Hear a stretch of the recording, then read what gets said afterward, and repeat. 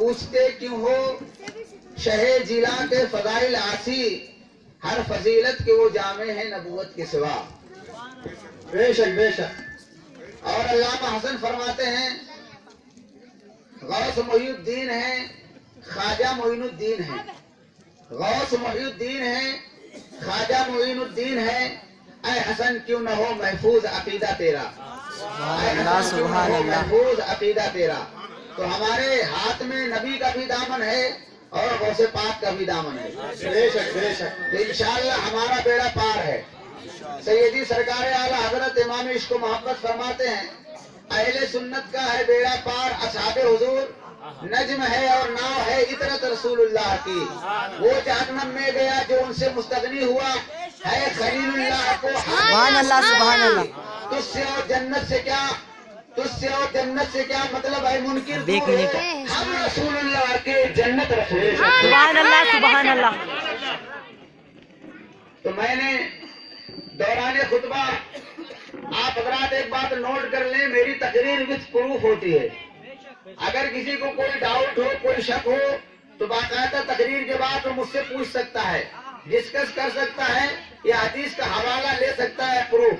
ایسے میرے موبائل میں کم سے کم 1000 حدیث کی کتاب سیو ہے۔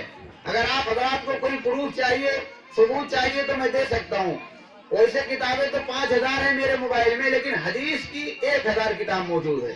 ٹھیک ہے، جو بھی میں بات کروں گا بھی پروف کروں گا اور چیلنج کے ساتھ کہوں گا، ٹھیک ہے۔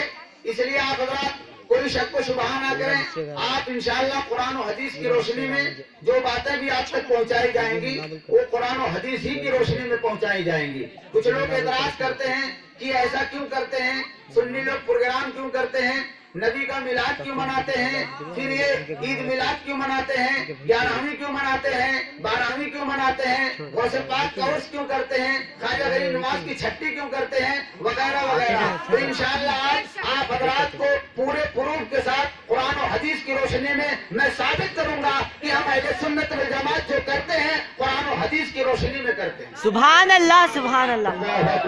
نعرہ رسالت، علماء اہل سنت، نعرہ تکبیر، نعرہ رسالت۔ حدیث پاک آپ سماعت کیجئے۔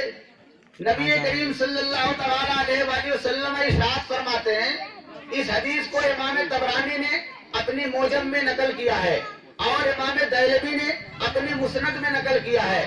اس کے علاوہ امام ہندی نے کنز العمال میں نقل کیا ہے۔ اس کے علاوہ امام جلال الدین سیوطی نے الفتح الکبیر پارٹ 1 پیج نمبر 57 پر نقل کیا ہے۔ الفاظ حدیث آپ سماعت کیجئے۔ ان علی المرتضی رضی اللہ عنہ قال قال رسول اللہ صلی اللہ علیہ وسلم ادبوا اولادکم علی 3 خصال حب نبیکم وحب اہل بیتی وقراءۃ القرآن۔ یہ حدیث کے الفاظ تھے جس کا ترجمہ یہ ہے، مصطفیٰ جان رحمت نے، شمع بزم ہدایت نے، شہر یار علم نے صحابہ کے سامنے خطبہ دیا۔ ابو ہریرہ بھی موجود تھے، ابو بکر صدیق بھی موجود تھے، عمر فاروق اعظم بھی موجود تھے، حضرت مولا علی بھی موجود تھے۔ فرماتے ہیں مدینے کے تاجدار نے ہم صحابہ کے سامنے ارشاد فرمایا کہ میرے امت کے لوگوں، اے میرے صحابیوں، اے اللہ کے بندو، تم اپنے اولاد کو 3 چیزیں سکھایا کرو، 3 چیزوں کی محبت اپنے اولاد کو سکھاؤ، تمہارا بھی بیڑا پار ہوگا، تمہاری اولاد کا بھی بیڑا پار ہوگا۔ سبحان اللہ سبحان اللہ۔ بے سب سے شک پہلے تم میری محبت اپنے بیٹوں کے سینوں میں ڈالو، اپنے اولاد کے سینوں میں مجھ محمد عربی کی محبت کو بٹھاؤ، تمہارا بیڑا پار ہو جائے گا۔ سبحان اللہ سبحان اللہ۔ اور اس کے بعد نبی فرماتے ہیں میرے اہل بیت کی محبت اپنے بیٹوں کے سینوں میں، اپنے اولاد کے سینوں میں ڈالو، اس سے بھی بیڑا پار ہوگا۔ نبی کی محبت